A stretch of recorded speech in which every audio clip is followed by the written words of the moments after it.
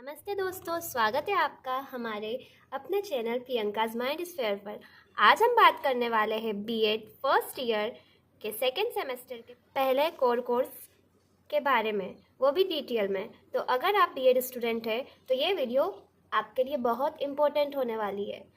CC1 यानी learning and teaching, जिसका हिंदी में नाम है अधिगम एवं शिक्षण।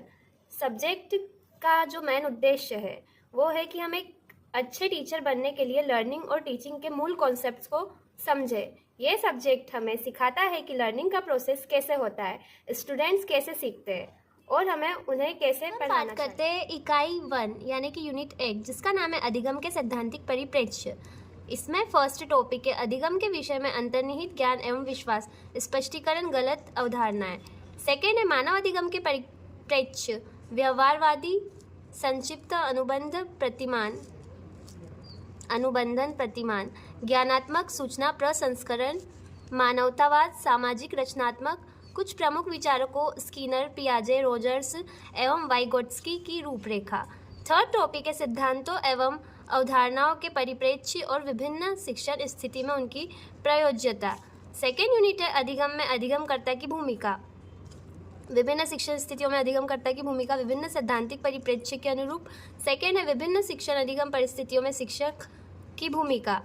इसके अंतर्गत पॉइंट्स है ज्ञान का हस्तांतरण, आदर्श प्रतिमान, सुविधा प्रदाता, मध्यस्थ एवं सह अधिगमकर्ता, सीखने के विभिन्न मनोवैज्ञानिक दृष्टिकोण पर ध्यान केंद्रित करना और विभिन्न अधिगम परिस्थितियों में छात्र अध्यापकों को प्रयोग करने में सहायता प्रदान करना। थर्ड है सीखने के मध्य अंतर यथा ज्ञान का निर्माण और अधिगम ज्ञान ग्रहण और प्रेषक के रूप में। इकाई 3 है संरचनावादी परिप्रेक्ष्य में अधिगम, सामाजिक संरचनात्मक परिप्रेक्ष्य, ब्रूनर एवं ओसुवेल परिप्रेक्ष्य और शिक्षण में वाइगोत्स्की के विचारों का प्रयोग। सेकेंड है संरचनात्मक समझ, ज्ञान में समझ प्रक्रिया का सहयोग। इसमें फर्स्ट पॉइंट है अनुभवात्मक अधिगम और प्रतिबिंब। सेकेंड है सामाजिक मध्यस्थता। थर्ड है संज्ञानात्मक योग्यता। फोर्थ है स्थापित अधिगम एवं संज्ञानात्मक प्रशिक्षु। फिफ्थ है तत्व संज्ञान और अनुभूति। फिर थर्ड टॉपिक आता है अधिगम वातावरण का निर्माण, शिक्षक व्यवहार, अपेक्षा और उम्मीदें, अभिप्रेरणा, वृद्धि, सकारात्मक संवेग, आत्म प्रभाव या स्वप्रभाव, उत्पादकता, सहयोगात्मक एवं सनियमित अधिगम, अधिगम की उत्पादक प्रक्रिया की अपेक्षा संरचनात्मक प्रक्रिया पर बल।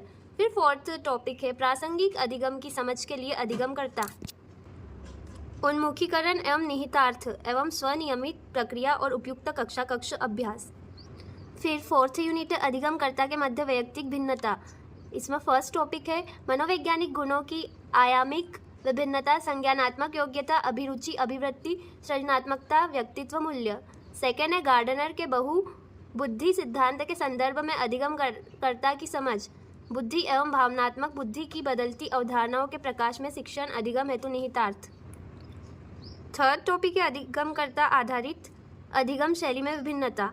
फिर सामाजिक सांस्कृतिक संदर्भों के आधार पर शिक्षार्थी के मतभेद, अधिगमकर्ता की मातृभाषा का प्रभाव, निर्देशन की भाषा, अधिगमकर्ता की अंतर संबंधी सांस्कृतिक पूंजी का प्रभाव।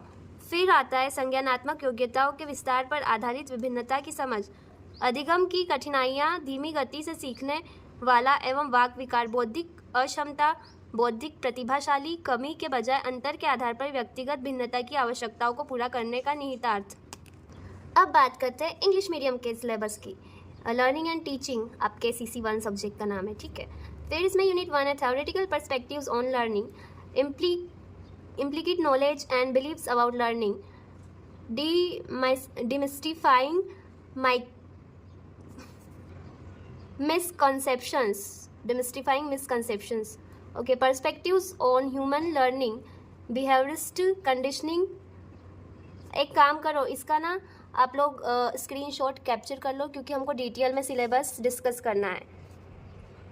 ये इंग्लिश मीडियम वाले इसका थोड़ा थोड़ा करके स्क्रीनशॉट ले लेना है ना। इसमें यूनिट 1 है थ्योरेटिकल पर्सपेक्टिव्स ऑन लर्निंग। फिर सेकेंड है role of learner in learning. फिर थर्ड यूनिट है लर्निंग इन कंस्ट्रक्टिव पर्सपेक्टिव। और फिर फोर्थ यूनिट है individual differences among learners. Okay, अब हम डिटेल में सिलेबस डिस्कस करते हैं। अब आपको यहाँ हिंदी और इंग्लिश साथ में सिलेबस के टॉपिक्स बताए जाएंगे। यूनिट 1 है अधिगम के सैद्धांतिक परिप्रेक्ष्य, थ्योरेटिकल पर्सपेक्टिव ऑफ लर्निंग। तो इसमें 1.1 यानी कि चैप्टर 1 है अधिगम अथवा सीखना, लर्निंग। अधिगम का अर्थ एवं परिभाषा है, meaning and definitions of learning. अधिगम की मान्यताएं, अजम्पशंस ऑफ लर्निंग। फिर अधिगम की प्रकृति एवं मुख्य विशेषताएं, nature and man characteristics of learning. अधिगम के प्रकार, टाइप्स ऑफ लर्निंग। अधिगम को प्रभावित करने वाले कारक, फैक्टर्स इन्फ्लुएंसिंग लर्निंग। फिर आता है चैप्टर 2 अधिगम के विषय में अंतर्निहित ज्ञान एवं विश्वास, implicit knowledge and beliefs about learning. फिर इसमें अंतर्निहित ज्ञान एवं अधिगम का अर्थ एवं परिभाषा है, meaning and definitions of implicate learning and knowledge. अंतर्निहित अधिगम के प्रतिमान, paradigms of implicate learning. Actually ये सिलेबस अभी मैं भी फर्स्ट टाइम पूरा डिटेल में रीड कर रही हूँ, तो अभी हम जब पूरा एक एक टॉपिक पढ़ेंगे तो थोड़ा प्रोनाउंसिएशन भी हमारा इम्प्रूव हो जाएगा, मतलब थोड़ा हमारा ज़बान पे आ जाएगा बोलते बोलते, ठीक है। तो थोड़ी मुझसे मिस्टेक हो तो कमेंट में उसको करेक्ट कर दीजिएगा, ठीक है, प्रोनाउंसिएशन में। ओके, अंतर्निहित अधिगम की विशेषताएं, characteristics of implicate learning. Okay, फिर अंतर्निहित ज्ञान एवं स्पष्ट ज्ञान में अंतर। ठीक है, ऐसा करना इंग्लिश में ना आप लोग पढ़ लीजिएगा, मैं सिर्फ हिंदी में फटाफट बता देती हूँ, नहीं तो वीडियो बहुत लॉन्ग हो जाएगी, ठीक है। फिर अधिगम की गलत अवधारणा, अधिगम भ्रांतियों मान्यताओं का स्पष्टीकरण। फिर आता है चैप्टर 3 मानव अधिगम के परिप्रेक्ष्य, पर्सपेक्टिव ऑन ह्यूमन लर्निंग। अधिगम के सिद्धांतों का वर्गीकरण।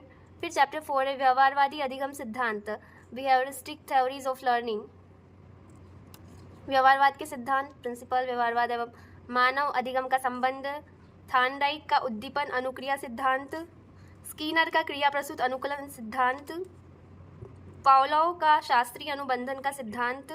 फिर आता है चैप्टर 5 ज्ञानात्मक अधिगम सिद्धांत, cognitive theories of learning, Jean पियाजे का संज्ञानात्मक विकास का सिद्धांत। अधिगम का चिन्ह, पूर्णाकार सिद्धांत। पोलर का अंतर्दृष्टि या सूच द्वारा सीखने का सिद्धांत। लेविन का अधिगम संबंधी क्षेत्रीय सिद्धांत। फिर आता है चैप्टर 6 सूचना प्रसंस्करण का सिद्धांत, इंफॉर्मेशन प्रोसेसिंग थ्योरी। सूचना प्रसंस्करण की प्रक्रिया, प्रोसेस ऑफ इंफॉर्मेशन प्रोसेसिंग, सूचना प्रसंस्करण वाली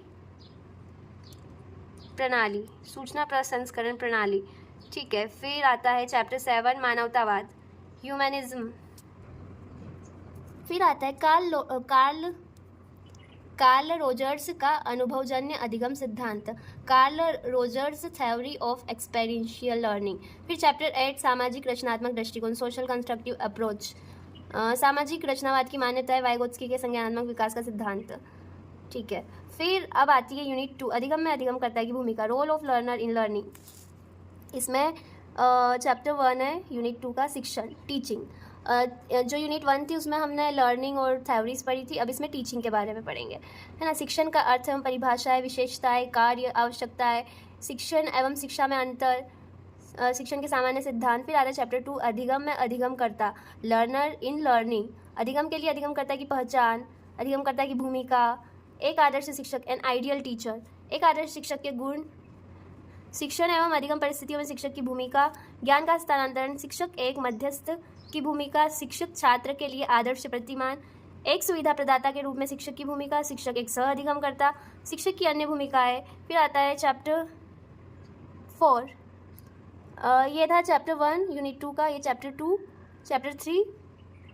फिर आता है चैप्टर 4 ज्ञान का निर्माण, कंस्ट्रक्शन ऑफ नॉलेज, ज्ञान के निर्माण का अर्थ एवं परिभाषाएं, इसकी विशेषताएं, रचनात्मकवादी द्वारा ज्ञान, पारंपरिक कक्षा कक्ष और रचनात्मकवादी कक्षा कक्ष में अंतर, अधिगम ज्ञान के निर्माण के रूप में, अधिगम ज्ञान ग्रहण और प्रेषक के रूप में, ये चैप्टर 5 है यूनिट 2 का, ठीक है। अधिगम ज्ञान ग्रहण और प्रेषक के रूप में, learning as a reception and transmission of knowledge, ग्राहिता का अर्थ, संचरण का अर्थ, अधिगम का संचरण एवं ग्रहण, संचरणशील सिद्धांत के क्रियान्वयन की दशाएं, संचरणशील सिद्धांत के लाभ, संचरणशील सिद्धांत के दोष, ज्ञान के निर्माण के रूप में तथा ज्ञान ग्रहण तथा प्रेषक के रूप में अधिगम में अंतर, ठीक है। फिर आता है यूनिट 3 संरचनावादी परिप्रेक्ष्य में अधिगम, लर्निंग इन कंस्ट्रक्टिविस्ट पर्सपेक्टिव।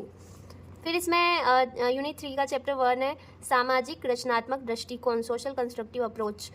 इसमें सामाजिक रचनावाद की मान्यता है। फिर आता है चैप्टर 2 ब्रूनर का अनुदेशन सिद्धांत, ब्रूनर थ्योरी ऑफ इंस्ट्रक्शन। फिर ब्रूनर के सिद्धांतों की व्याख्या। चैप्टर 3 है असुबेल के सीखने का सिद्धांत। असुबेल साइंटिस्ट का नाम है, ठीक है, या हाँ साइकोलॉजिस्ट का नाम है या साइंटिस्ट का। फिर शिक्षा के दृष्टिकोण से असुबेल के अनुसार आत्मसात्करण के प्रकार, असुबेल के सिद्धांत और विचारों का शैक्षिक उपयोग।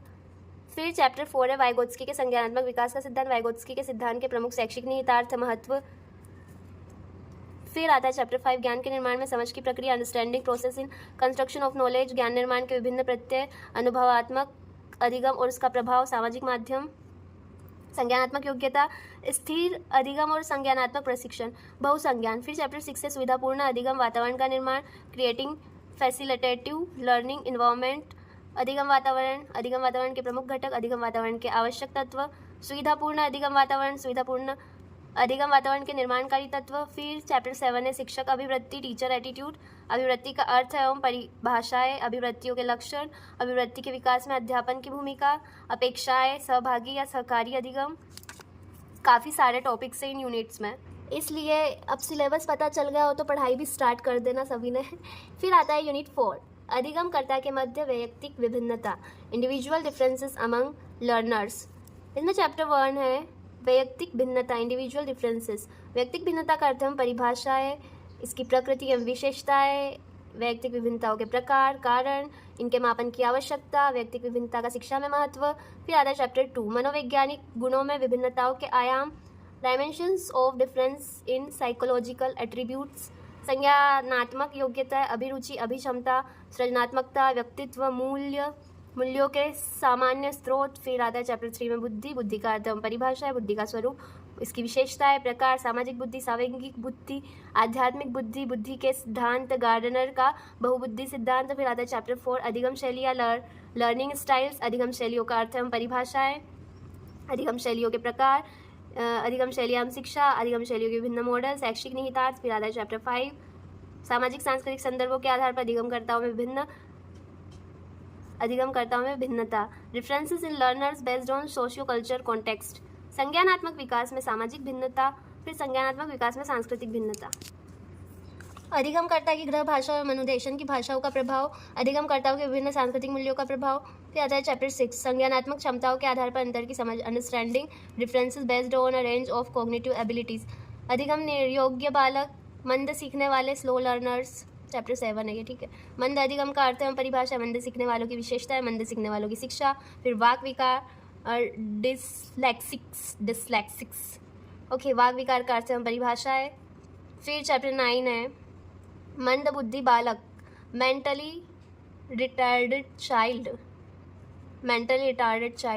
मंद बुद्धि बालक का अर्थ एवं परिभाषा है, मंद बुद्धि बालक की विशेषता है, उनके प्रकार, कारण, बालकों की शिक्षा, मानसिक मंदता के निवारण अथवा रोकथाम के उपाय। फिर आता है चैप्टर 10 प्रतिभाशाली बालक, गिफ्टेड चाइल्ड, प्रतिभाशाली बालक का अर्थ एवं परिभाषा है, प्रतिभाशाली बालक की विशेषता है, प्रतिभाशाली बालक के लिए शिक्षा व्यवस्था। ओके, तो ये थे इतने सारे टॉपिक्स आपके अधिगम एवं शिक्षण वाले पेपर में। लगभग सारी यूनिट्स बड़ी है, लेकिन पढ़ेंगे अगर रेगुलर आप स्टडी करोगे तो सब कवर हो जाएगा, ठीक है। अगर आप चाहते हो कि हम इसके नोट्स या क्लासेस स्टार्ट करें तो कमेंट बॉक्स में ज़रूर कमेंट करिएगा। मिलते हैं नेक्स्ट वीडियो में। Do like, subscribe and share.